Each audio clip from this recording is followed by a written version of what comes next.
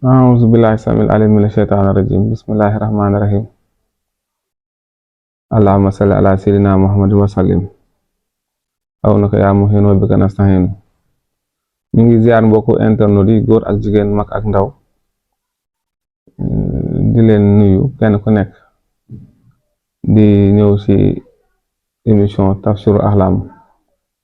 muy émission boo xam ne pour firi gént la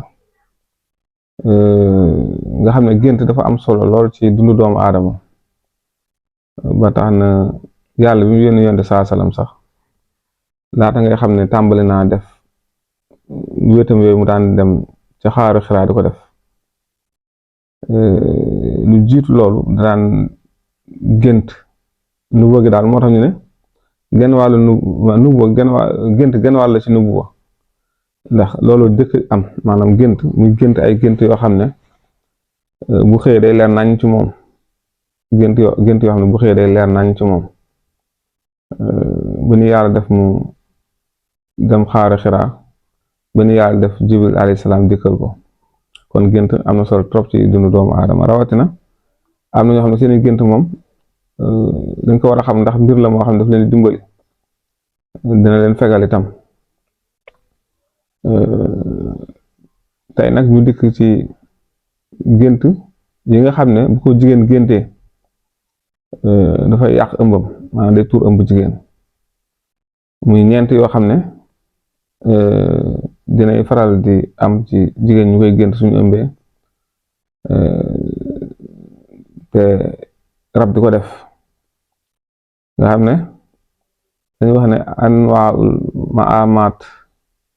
lati tufsidul xamal bi ci jiitu taxmilu mir'a wa hiya taxbarul maa'i jigéen bu fekkee dafa ëmb di gént di tëb ndox ci gént gi muy gént di tëb ndox wala di jéggi ndox loolu su ko dee gént fekk mu ngi ëmb ba dafay daal di tuuru ñaareel ba taxmirul marata wayaati rajulu axiri min xayri zawjiha maanaam gént jigéen boo xam ne gént na di sëy ak keneen koo xam ne góor la goo xam ne daganu ko maanaam geneen góor rek bu mën a doon goo xam ne sax xamu ko mu gént bu fekk mu ngi ëmb ba pare gént geneen góor di ko sëy loolu itam dafay yàq ëmbu jigéen ñetteel bi taxmilu maratu wa hiya tara xaydaha mu gént bu fekk mu ngi ëmb mu gént di gis mbaax gént googu itam su ko géntee bokk na ci gént yi nga xam day tuur ëmbu jigéen ñeenteel ba taxmilu al maratu wa yaatiha xaywaanaat mu gént lu mel ni mbaam wala fas wala giléem wala lenn ci rabu àll yi wala mala yi nga xamante ne daleen di yeew ci kër yi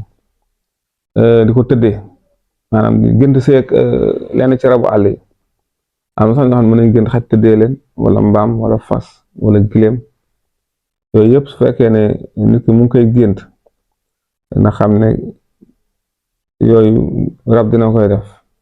su defee gént yooyu day bokk ci gént yi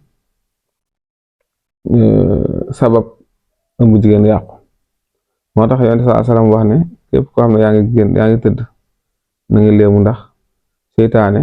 mën naa dikk ci gént ak ñi nga xamante ne am nañ rab boo xam ne sonal leen dina yàqal suñu ëmbee mu tuuru gént yi ñaare suñu géntee rek sabu la ci maanaam sabu la ci kon loolu lañ indi ci buntu Tafsiru Ahlam ci buntu jigéen yi nga xam ne dañuy gént muy ëmb muy yàqu di wax waaleykum salaam wa rahmatullahi taala wa barakatu